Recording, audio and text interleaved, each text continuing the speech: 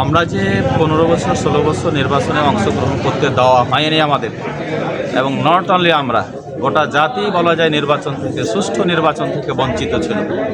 নির্বাচন করার সুযোগ পেয়ে আমাদের জনশক্তি শুধু নয়, এদেশের সকল ভোটাররা আনন্দ এবং উৎসবমুখর পরিবেশে সামনে ভোট করতে চায়।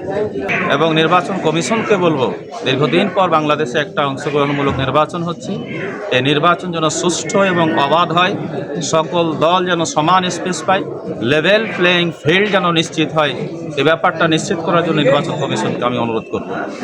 আমরা আশা করব নির্বাচন কমিশনের মাধ্যমে আমাদের প্রার্থী এবং সকল ভোটার, সকল নাগরিক যেন নিরাপদে ভোট কেন্দ্রে যেতে পারে, ভোট দিতে পারে, এই ব্যাপারটা নিশ্চিত করার জন্য নির্বাচন কমিশনকে অনুরোধ করব। আমার মনে হয় যে আমি শুধু না, আপনারাও দাঁড়িপাল্লার জয়ের ব্যাপারে আশাবাদী ইনশাআল্লাহ।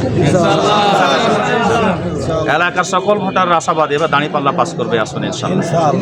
জনগণের উদ্দেশ্যে বক্তব্য একটাই, বাংলাদেশের পরিবর্তন প্রয়োজন। দুর্নীতিমুক্ত, চাঁদাবাজমুক্ত, খুন রাহাজানি ডাকাতিমুক্ত, অফিসে ঘুষমুক্ত একটা বাংলাদেশ তৈরি করা দরকার। এই বাংলাদেশ তৈরি করার জন্য জামায়াত ইসলামের সামনে এগিয়ে যাচ্ছে। এই দেশবাসী সকলকে বলবো যে আপনারা আমাদের জন্য দোয়া করবেন এবং বাংলাদেশের পরিবর্তনের জন্য দাঁড়িপাল্লায় সকলে ভোট দেবেন।